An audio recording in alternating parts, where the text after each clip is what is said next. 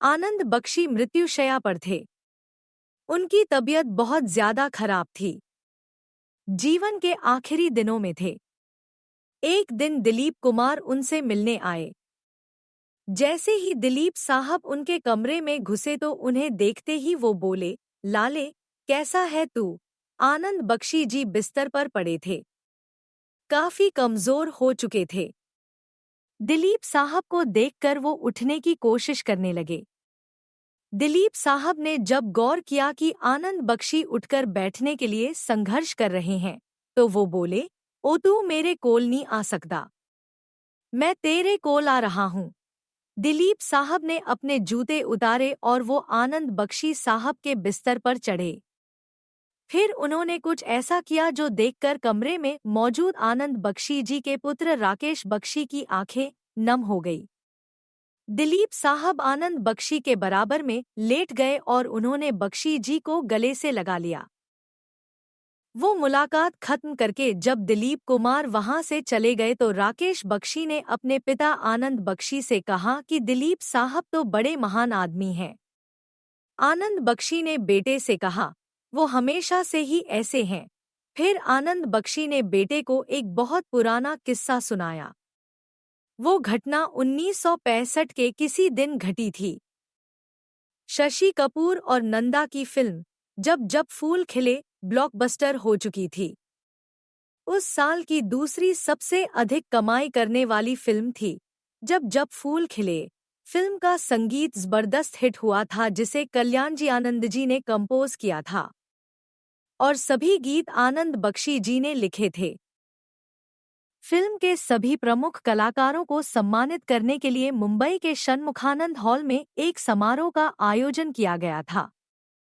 Stage पर सभी लोग बैठे थे।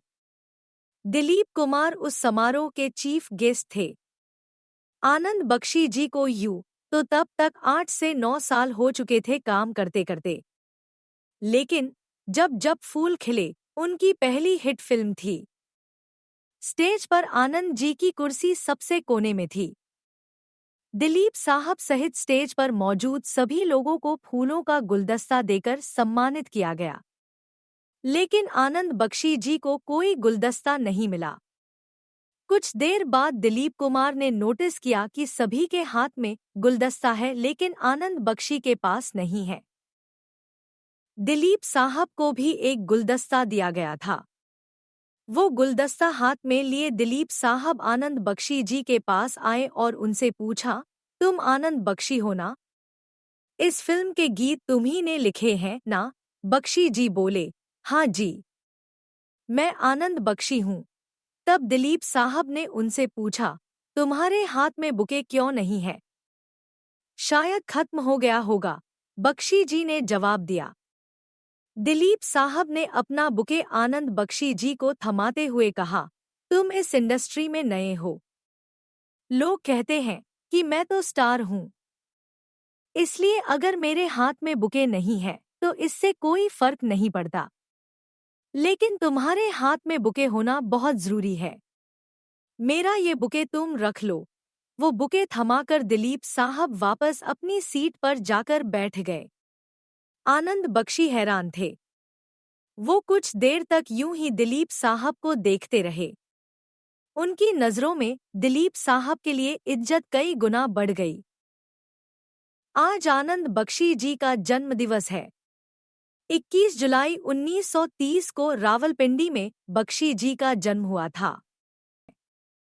शत शत नमन। और साथ ही हिंदी सिनेमा के ट्रेजेडी किंग दिलीप कुमार जी को भी नमन।